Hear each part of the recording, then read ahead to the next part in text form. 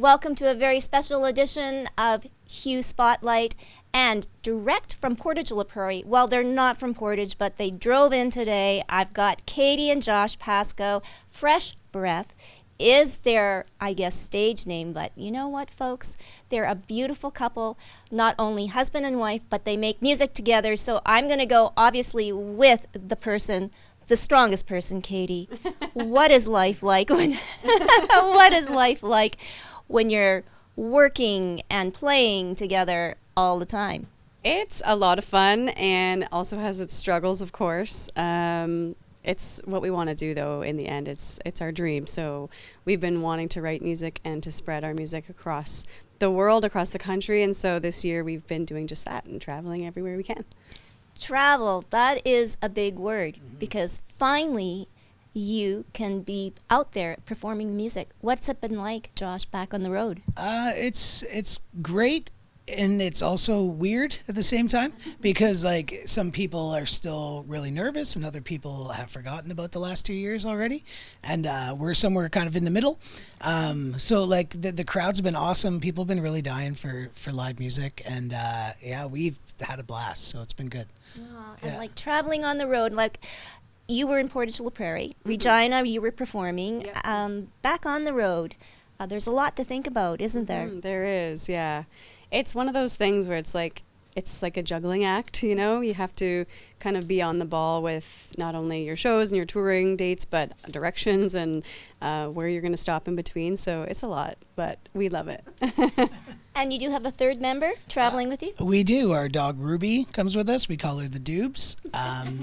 Yeah, she comes everywhere with us. She kind of keeps us healthy on the road because we have to walk her a few times a day. So we're always just trying to find parks and stuff like that to get her exercise. So when it's time for showtime, she just sleeps.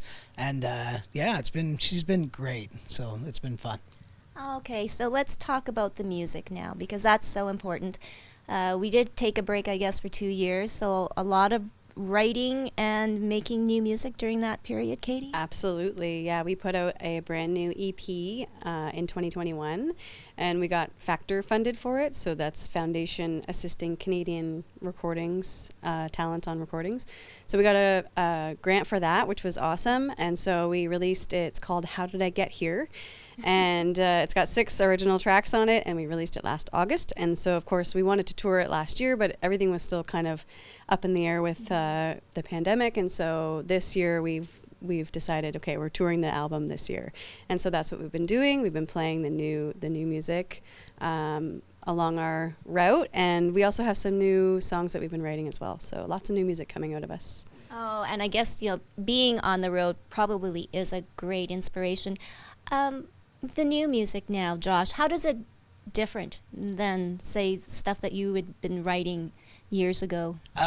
Well, especially the brand new stuff, like our latest album, the How Did I Get Here EP, there's a mix of like happy and kind of really introspective songs. And then, but coming out of that, we started writing a lot of really, really sad songs. And it was great for our mental health. But at like the beginning of this tour, the beginning of touring this year in April, we went out to the East Coast first, and we were playing these new songs, and they were all like really sad and think pieces, and we started to really see the audiences going like, we're kind of tired of being upset, right? So, and then we're just like, all right, well, maybe these songs were really good for us mentally, but for the crowd, it's not what they want. So we've like dedicated the next album to being fun songs for a sad world. And so the last 3 or 4 songs that we've written have been upbeat and positive and more fun sing-along type songs for the crowd, because that's, I think, what the world needs right now. So Definitely. Yeah. I mean, we've all been craving live music, and now that we have it, do you feel a little sense of hesitation from the audiences now, or is it just like old times? There's definitely some hesitation. It does feel different. It's not the same as it was, and I think that's okay. I don't think it will ever be. We can't be, right? Mm-hmm. But yeah, it's the people that do come out, the people that are, going out to support live music and to see live music, they're into it. And then there's always, a hesitancy, and we feel it from our hometown too, just people going, like, oh, I learned that I can stay home and just be comfortable and not have to go out. And I feel like a lot of people are kind of just in that mode still, and that's okay. But I think slowly it's crawling back to, I know, and it's a learning curve. Working together, the dynamic, and then, you don't shut the door and go away, right? Mm-hmm. You maybe go to another room and you see Katie again. Yeah, or like the front seat of the van and she's in the back. But we do spend a lot of time apart together. That's something that we've learned, especially if, like, on a down day, if we're sitting in a park, we'll take separate walks with the dog, or I'll sit in the front seat, she'll sit in the back, and she'll read or color or whatever we need to do. And and then when it's time to get serious and start working, then we start working. But I don't know. I love it. We have a lot of fun. There's obviously, we're married, so there's little, we never fight about big things. We always talk through those. But then the smallest little thing will be what we'll have it out for, and it just makes us laugh in the end. So it's fine. Well, no, it's a good thing that you can laugh together. What inspires you? Relationships? People? Yeah, all of that.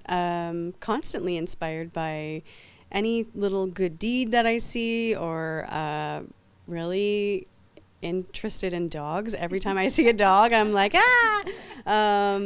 yeah, and again, because we're touring on the road, we're really into like the van life and that kind of thing, travel, of course, and just life is inspiring, isn't it? Just everything going on, you can find some sort of inspiration in everything, I feel. Touring, where are you going? I know you're halfway in the middle of Canada. Yeah. Well, we're technically on our way back. Oh. So we, like I said earlier, we started in April. We went all the way to PEI and then back to Southern Ontario, where we're from, the very most southern town in Canada, which is Kingsville, technically. And then, we've been out to BC. We didn't have any shows in BC, but we went as far as Joussard, Alberta, which is just like southwest of Fort McMurray. Okay. And then we played Edmonton, Calgary. We played Cochrane as well. And then we were so close to the mountains, so you have to dip into them. Mm-hmm. So we just went there for a couple days. So technically we've seen like every landlocked province this year. And then now we're on our way back through. And we're heading back down to Southern Ontario, where we'll spend the rest of the year kind of doing about a 5-hour loop around home touring, because we're constantly on the road. You can't really saturate your hometown market if you want to draw crowds, and we've learned that, so we try not to do that. So we're always about 5 hours radius from home. Yeah. Nice. So there is a strategy to all of this. Of But learned over the years, right? Yes. Yeah. Takes time to figure it all out, right? Yeah, for sure. Well, I know that we can't let you leave without playing a song, sure. So you will be coming back in a short bit. What song will you be doing? We're gonna do. What song did we just say we were gonna do? Oh, When We First Met. Yes, we're gonna play When We First Met. And is there a story behind that one? There is. This is a song about how Josh and I first met. It's a real story, reminiscing of our younger days. I was 18 and Josh was 20 when we first met and first started dating. And we were having all the fun and staying up all night and partying. And I wanted to kind of capture the essence of that time in the song and to kind of bring that to life. So that's what this song's about. Okay, well, don't go away, because you'll learn the story on how Katie and Josh first met, and I'm sure that's going to be an incredible story. But right now we're going to take a short break, and I interview Connor Nelson. He's another up-and-coming musician, and he really has a cool story too as well. So don't go away. You're watching Hue Spotlight.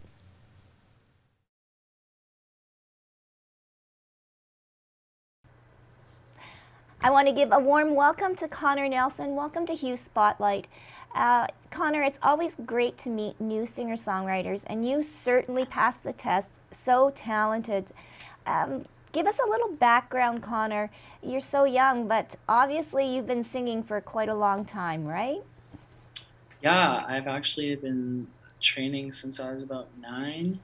And yeah, I entered competitions when I was 13, 14. And then from there, the next step was kind of pivoting and figuring out who I was as an artist. And that came through songwriting and then eventually music production and then releasing original songs with my original production. Yeah. Wow. Now, did you ever go through the phase where you had to sing cover songs just to kind of get known and get your fan base? All the time. I actually only used to sing a lot of R&B and like Motowns, like sitting on the dock of the bay. I'd rather go blind, like very that genre. Yeah, and that's kind of how people kind of first, I guess, knew. That's kind of how I introduced myself to the world. And then from there, I had to figure out who I was and what kind of music I liked and wanted to create. And here we are. I know. So that's really interesting. And sometimes we do hear about young singers singing all of these old classics. And you're talking about R&B. You have a bit of an old soul. You love the old music. I feel that you're making your own Connor Nelson brand in the 2000s, and we're in 2022 now. How was the process for you on creating and finding out who Connor really was as an artist? You know what? It was really tricky actually because I really had to pay attention to, like, for example, music I like to listen to, why I liked to listen to it, what drew me to it, what sounds in it did I like. I really had to dissect each kind of part of me, like on like a musical scale and as well as like in my personal life. Like, what did I like to do? Why did I like to do it? What inspired me? Why did it inspire me? So going through that process was definitely very tricky, especially when you're still fighting like, oh, like I have to, when you feel like you have to show people the best sides of yourself. The best sides of yourself is not who you are as a whole. And I had to kind of figure out who I was as a whole as an artist. And that was very tricky for sure. Do you get sidelined by social media and having, followers and having how many streams and just trying to entertain people and to garner more fans? Yeah, it's the thing with social media, it's so easy to like take yourself seriously, but what brings people in is authenticity and just being true to yourself. So finding that balance between like appearing professional and as a business, because essentially we're brands. So you have to like appear as a brand, but also have people see themselves in you. So it's definitely a tricky tightrope to walk for sure. Where do you see yourself fitting in? Because as much as there's so much music out there today, it sometimes sounds all the same.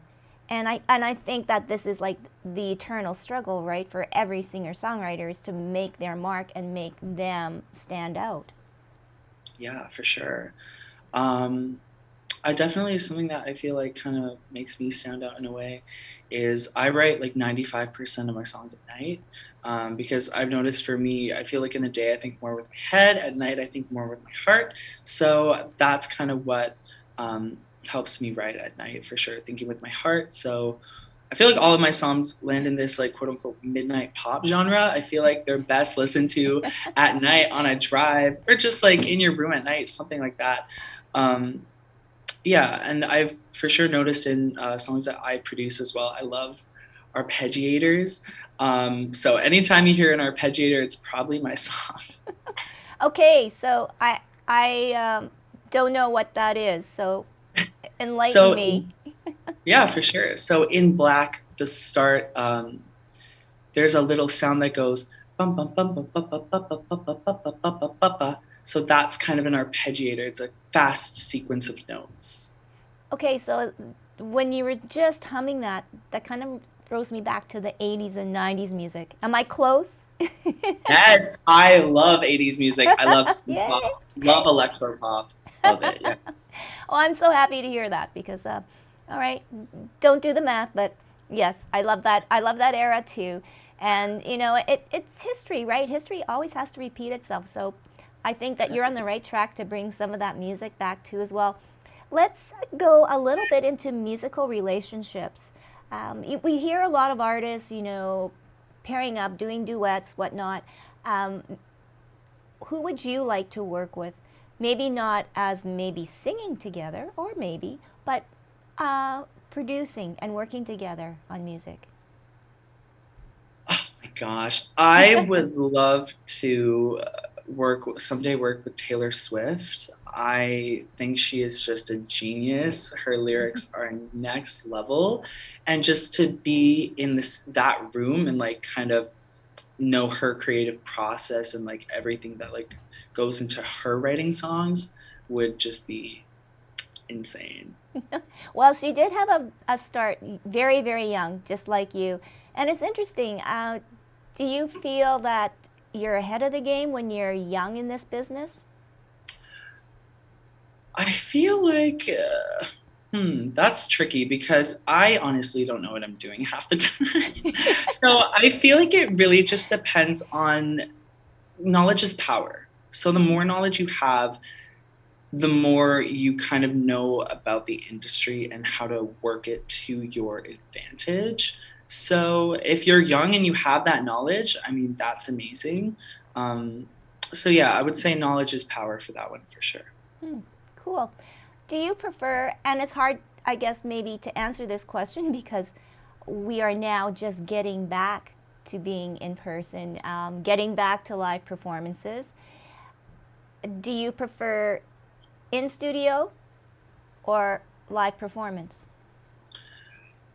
Ooh, I mean, I love performing live, but I'm always more comfortable if it's just me in a studio, just jamming out. I would say studio for sure, because I love focusing on my vocals and I love huge on vocal technique. I love perfecting every note.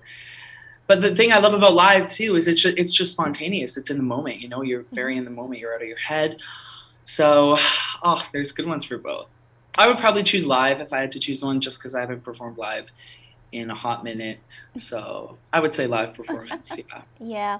And you do have quite a bit of knowledge in musical production. You graduated from that.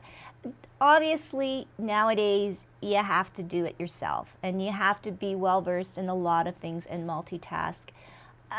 Going now with what you know about musical production and music, where do you see music going in the future?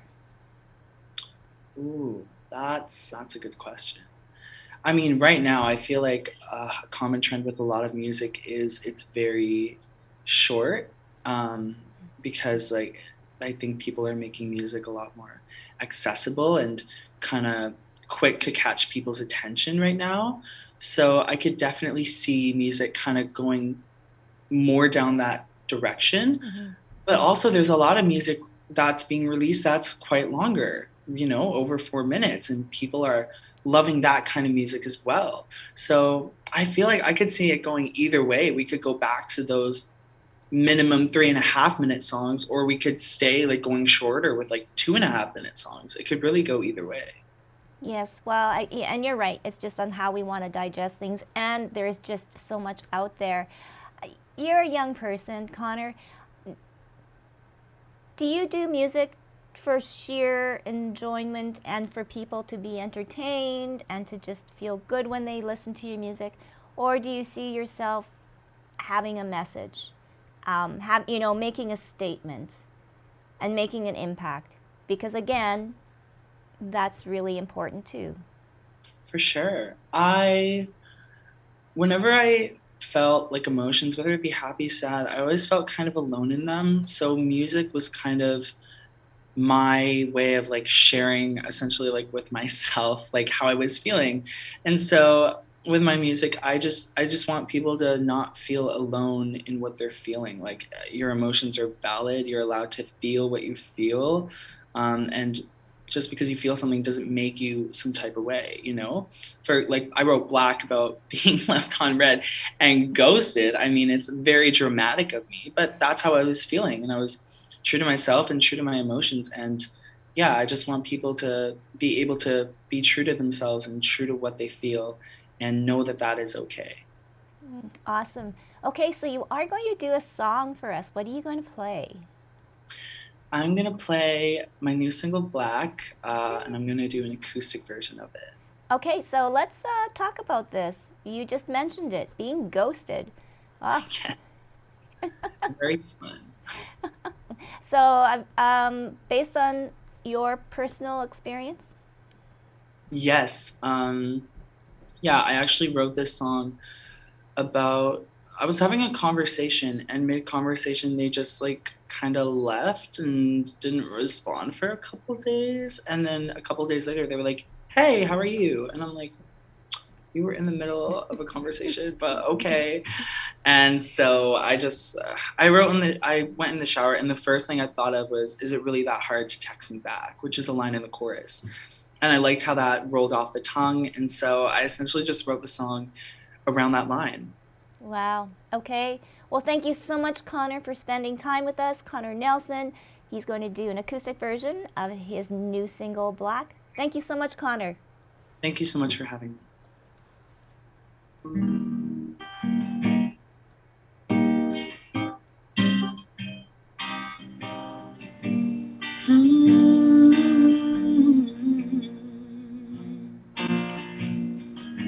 You got me on the edge of my seat. My heart breaks every time that you decline. Baby, I can see that you're online, and I'm second guessing everything all night. You've been on a whole other planet, talking to me like nothing happened. I'm emotionally abstracting, cause I'm trying to keep myself mentally intact. It doesn't really matter what you promise, you always end up doing the opposite. Is it really that hard to text me back? Wonder how I am and where I'm at. Apparently that's too much to ask, so I slowly watch my phone go black, black, oh, black. Ooh, oh, on and off, I gotta stop. I tell myself that it's your loss, but on and off, it's you I want. I still want your red light love. On and off, it's clear enough. I am just an afterthought, so on and off, I'm in the dust, broken in the blue light love. Is it really that hard to text me back? Wonder how I am and where I'm at. Apparently that's too much to ask, so I slowly watch my phone go black. Go black.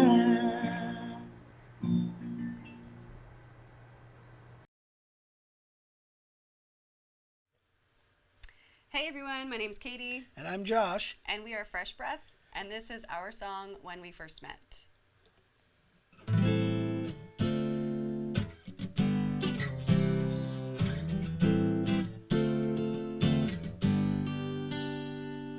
Lying on our backs in the yard, watching stars, laughing till the early morning dawn. And nothing's gonna touch us when we're flying this far. I can stay right here forever in your arms. When we first met, I was young and reckless. You were slightly older, but just the same. And we'd go to parties and we'd stay up past midnight, and you'd introduce me to your friends. And I didn't know who I was. You were trying to figure me out and party with the best of them, there's no doubt. Whiskey shots with a big chaser, nothing but time to waste away the sorrows of our youthful mistakes. Lying on our backs in the yard, watching stars, laughing till the early morning dawn.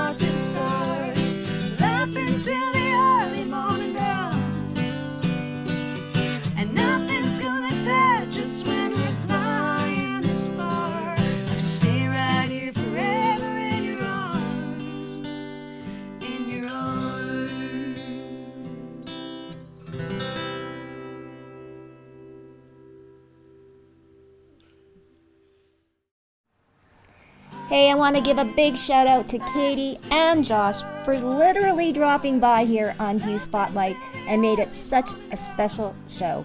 Check them out, Fresh Breath. They could be coming to your town soon. We'll see you next time on Hue Spotlight.